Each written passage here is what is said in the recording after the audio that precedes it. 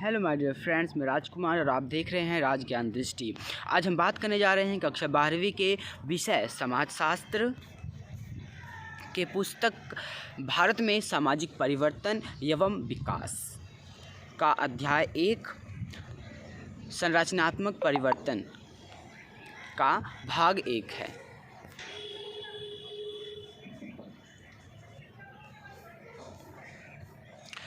भारत में सामाजिक परिवर्तन एवं विकास उपनिवेशवाद के साथ हमारे इन विरोधाभासी संबंधों का प्रभाव आधुनिकता पर भी पड़ा है। ऐसे अनेक उदाहरण हम अपने आम जीवन में पाते हैं। देश में स्थापित संसदीय विधि और शिक्षा व्यवस्था ब्रिटिश प्रारूप व प्रतिमा पर आधारित है। यहाँ तक कि हमारा सड़कों पर बाएं तरफ चलना भी ब्रिटिश अनुकरण है।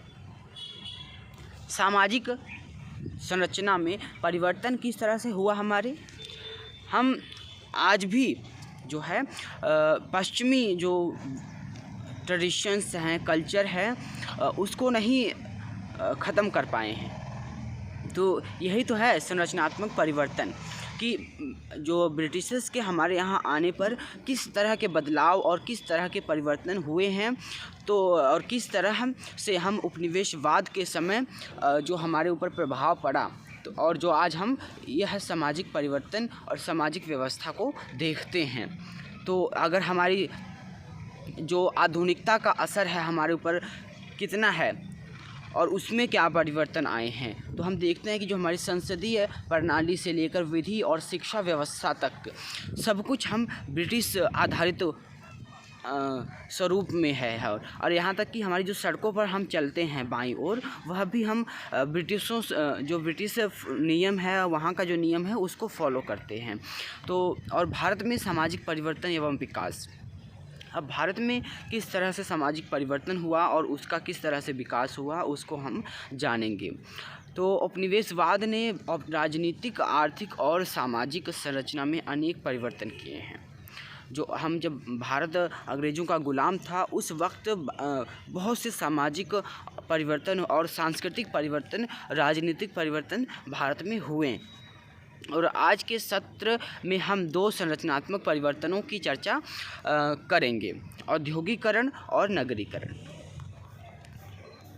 भारत में सामाजिक परिवर्तन एवं विकास के साथ औपनिवेशवाद वह प्रक्रिया है। अब औपनिवेशवाद क्या था? तो औपनिवेशवाद वह प्रक्रिया है जिसके द्वारा कोई विकसित यह शक्तिशाली देश किसी अविकसित और कमज़ोर देश की व्यापारिक गतिविधियों को अपने हित में प्रयोग करने के लिए वहाँ अपने उद्योग और व्यापार स्थापित करता है और वहाँ के संसाधनों और कच्चे माल के प्रयोग से बड़े पैमाने पर मशीनों द्वारा वस्तुएं तैयार कर उनका व्यापार करता है। उपनिवेशवाद क्या है कि जब एक विकसित देश एक विकासशील या गरीब देश के ऊपर कब्जा कर या वहाँ की व्यापारिक गतिविधियों को अपने नियंत्रण में लेकर उनके संसाधनों का दोहन करता है और अपने व्यापारिक लाभ को सुनिश्चित करता है, तो इसे ही उपनिवेशवाद कहा जाता है। भारत में सामाजिक परिवर्तन एवं विकास में हम पढ़ेंगे कि इसी तरह से एक स्तर पर एक देश के दूसरे देश पर शासन को उपनिवेशवाद कहा जाता है। तो इसी तरह का जो अगर शासन है एक देश का दूसरे देश पर, तो उसे उपनिवेशवाद कहा जाता है। अब भारत में सामाजिक परिवर्तन एवं विकास में हम पढ़ेंगे कि अंग्रेजी शासकों की मर्जी से खेती में फसलें बोई जाती थीं और हर क्षेत्र में उनका अनावश्यक हस्तक्षेप बढ़ता गया। अब उनका किस तरह से हमारे देश पर कब्जा हुआ अंग्रेज़ों का, हम इसको जानेंगे कि उन्होंने हमारी कृषि को नियंत्रित करना शुरू कर दिया कि कौन सी फसल बोई जाएगी, कौन सी नहीं। जो उनके लाभ की फसलें होंगी, जो उनको लाभ देंगी, जो उनको उनकी फैक्ट्रियों के लिए कच्चा माल मुहैया करवाएंगी, उन्हीं फसलों को बोया जाएगा। इस बात की भी वह सुनिश्चितता करने लगे और उत्पादन की प्रक्रिया को उन्होंने पूरी तरह से अपने हाथों में ले लिया और उत्पादन प्रणाली और वस्तुओं के वितरण के ढांचे में अनेक परिवर्तन किए।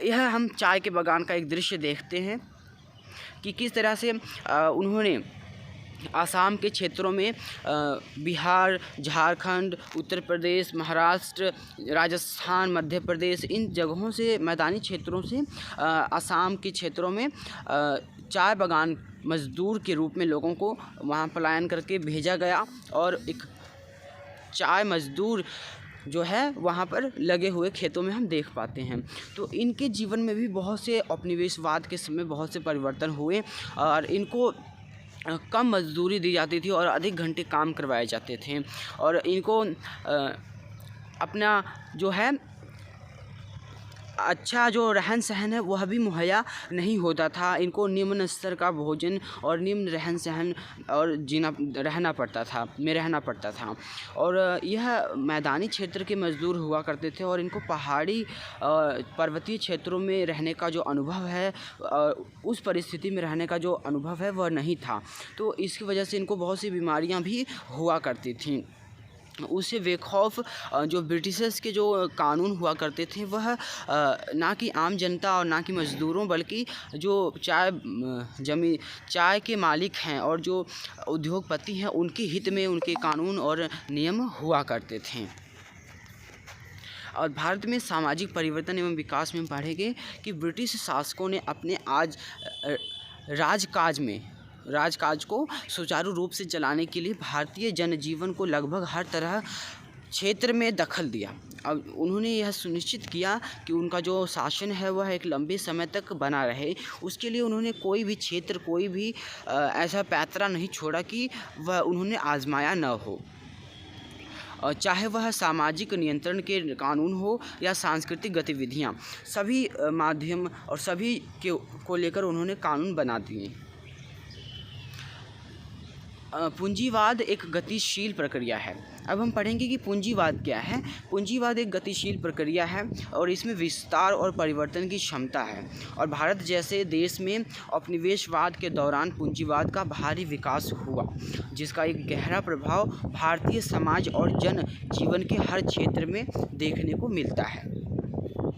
भारत में सामाजिक परिवर्तन एवं विकास में हम पढ़ेंगे कि राष्ट्रवादी सिद्धांत के अनुसार किसी विशेष क्षेत्र में लोगों के समूह को स्वतंत्रता और संप्रभुता प्राप्त होती है और उन्हें अधिकार प्राप्त होता है कि वह अपनी स्वतंत्रता एवं संप्रभुता का अपनी मर्जी के अनुसार इस्तेमाल कर सकें। राष्ट्रवाद क्या होता है कि राष्ट्रवाद होता है कि हम किसी विशेष क्षेत्र में रहने वाले समूह और लोगों में क्या है, स्वतंत्रता हो, संप्रभुता प्राप्त हो, उनको अपने अधिकार प्राप्त हो और उनकी स्वतंत्रता और संप्रभुता अपनी मर्जी से और इस्तेमाल किया जा सके। और यह प्रजातांत्रिक व्यवस्था का एक महत्वपूर्ण हिस्सा है। लेकिन यहाँ आपको यह बताना आवश्यक है कि विचलित करेगी कि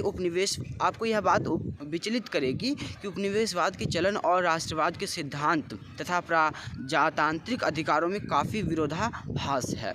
और जो उपनिवेशवाद है, राष्ट्रवाद है और प्रजातंत्र है, इन तीनों में ही बहुत ही अंतर है और विरोधाभास है।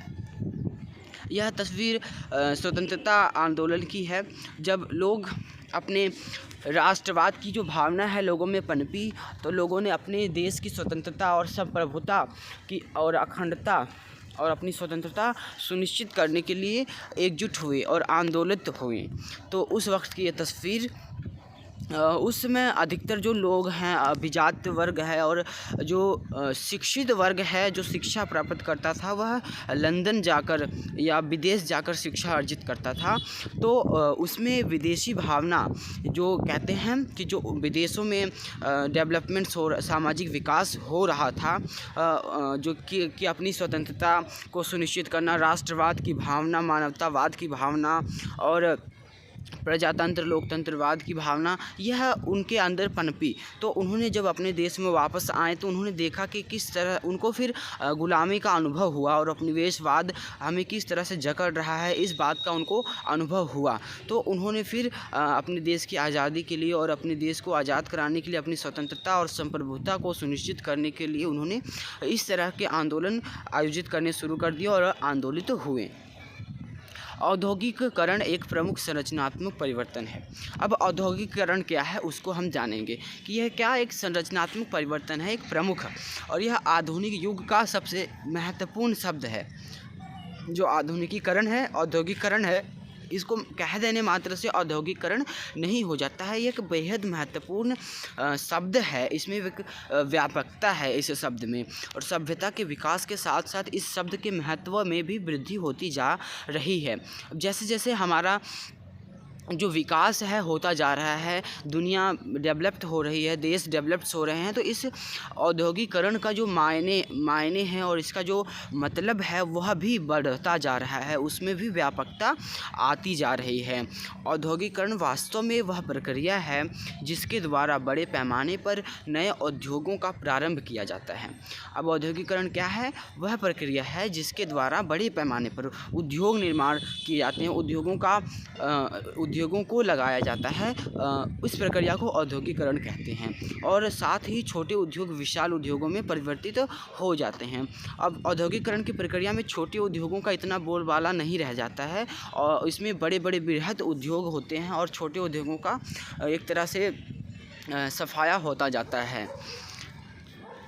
यह एक कुटीर उद्योग जो कि है घरों में लगाया जाने वाला उद्योग है, उसको दिखाया गया है कि भारत में क्या हुआ, औद्योगिकीकरण हुआ। जैसे कि उस वक्त तक अंग्रेज़ों लंदन में औद्योगिकीकरण हुआ, तो भारत में जो उद्योग थे भी वह भी समाप्त हो गए। क्यों? क्योंकि भारत में एक कुटीर उद्योग था, घर घर में इस तरह के हथकरघे और जूट और कपास और रेशम बनाए जाते थे, कपड़े बनाए जाते थे, हाथ से बुनाई की जाती थी। लेकिन जब औद्योगिकीकरण की प्रक्रिया हुई और औद्योगिकीकरण का समय आया, तो लंदन में बड़ी बड़ी फैक्ट्रियाँ और बड़े बड़े कारखाने लगाए गए और बड़ी बड़ी तकनीकी और आधुनिक तकनीक की मशीनें लगाई गई जो कि अधिक उत्पादन करती थी कम समय में, और अच्छा उत्पादन करती थी। और तो उन्होंने क्या इन कुटीर उद्योग और इन छोटे उद्योगों को समाप्त करना शुरू कर दिया, क्योंकि यह कुटीर उद्योग और छोटे उद्योग जो थे उन बड़े उद्योगों के साथ प्रतिस्पर्धा कंपटीशन नहीं कर पाए, उनका सामना नहीं कर पाए, और इनका जो मांग थी घटती चली गई, क्योंकि इनकी जो आपूर्ति थी वह नहीं हो पाती थी समय पर। तो 19वीं शताब्दी की समाप्ति के बाद भारत में मशीनी युग का प्रारंभ हुआ, और जगह जगह क्या है भारी उद्योग की स्थापना हुई। तो जहाँ जहाँ बड़े उद्योगों स्थापित हुए वहाँ नगर क्या है नगर बन गए वह क्षेत्र, और धीरे धीरे कुशल और अकुशल मजदूर वहाँ आकर क्या है बसने लगे। तो जिससे क्या हुआ कि जो नगरीय जनसंख्या थी उसमें भी तेज़ी के साथ वृद्धि होगी। तो यह एक नगरीकरण का एक दृश्य है कि अब नगरीकरण कैसे हुआ? नगरीकरण औद्योगिकरण में ही निहित है। जहाँ औद्योगिकरण होगा वहाँ पर नगरीकरण अपने आप हो जाएगा। यानी कि जहाँ उद्योगों का निर्माण होगा, उद्योग लगाए जाएंगे, वहाँ पर रहने के लिए जो मज़दूर है वहाँ पर आएंगे, तो वहाँ पर जो है आबादी की में वृद्धि होगी और लोगों की सुविधाओं में वृद्धि होगी, लोगों का रहन सहन उच्च होने लगेगा। तो इससे क्या है नगरीकरण भी बढ़ता है। और नगरीकरण अपने साथ कुछ समस्याएँ भी लेकर आता है, आगे हम चर्चा करेंगे। तो जैसे हम देखते हैं कि एक तरफ विशाल ऊंची ऊंची बिल्डिंगें हैं, तो वहीं उसके कितनी छोटी छोटी झुग्गी झोपड़ियां भी हमें नज़र आ रही हैं। तो यह नगरीकरण का एक अलग पहलू है। तो रोज़गार और आधुनिक जीवन शैली की तलाश में लोगों का अपने गांव से शहरों की तरफ पलायन शहरीकरण या नगरीकरण कहलाता है। नगरीकरण या शहरीकरण क्या होता है? जब लोग रोज़गार की तलाश में, रोज़गार कहाँ मिलेगा? जहाँ पर औद्योगिकरण हो रहा है, और औद्योगिकरण वाले शहर क्या है केंद्र क्या है नगर के रूप में उभरते हैं, क्योंकि वहाँ पर लोग आके पलायन कर बस जाते हैं।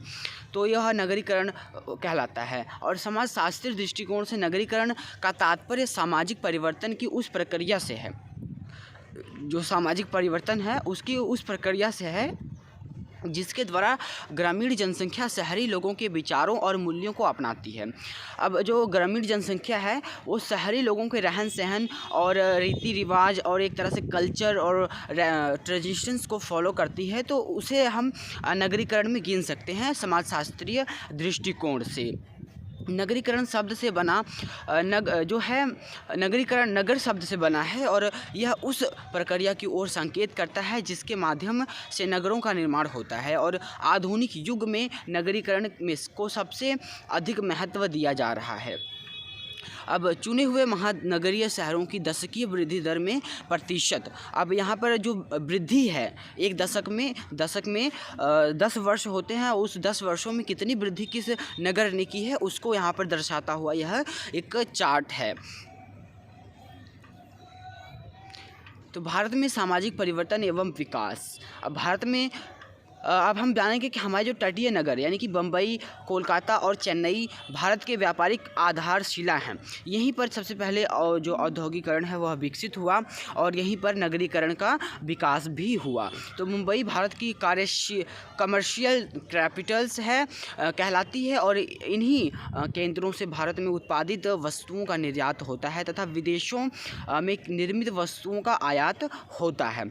जो मुंबई है यहाँ पर क्या है, कमर्शियल है, हमारी कमर्शियल कैपिटल है, व्यापार की राजधानी है एक तरह से, क्योंकि यहाँ पर जो है विदेश से निर्यात और आयात जो है आसानी से किया जा सकता है, क्योंकि यह तटीय क्षेत्र होने के कारण बंदरगाह की सुगमता यहाँ पर हमें मिलती है। तो और औपनिवेशिक काल के नगरीकरण में पुराने शहरों का अस्तित्व कमज़ोर हो गया था और उनकी जगह नए औपनिवेशिक शहरों का जन्म हुआ और विकास हुआ। ऐसा कोलकाता शहर पहला नगर था जिसका विकास और निर्माण एक नगरीकरण और औद्योगिकरण की प्रक्रिया के द्वारा हुआ था। हम देखते हैं कि जो सूरत और मसूलीपट्टनम है उसका क्या है केंद्र पहले हुआ करता था वो नगरीकरण का, लेकिन जब जैसे औद्योगिकरण हुआ तो वह उसकी जो मुख्यता है और उसका जो केंद्र बिंदु है अब बदलकर कोलकाता, मुंबई और मद्रास हो गया था। अब यह जो जॉब चार्नॉक हैं, एक अंग्रेज़ व्यापारी जिन्होंने बंगाल में एक कलकत्ता में 3 गाँव को अपने उस पर पट्टे पर लिया था, वहाँ पर फोर्ट विलियम की स्थापना की थी और एक व्यापारिक केंद्र बनाने का प्रयास किया था।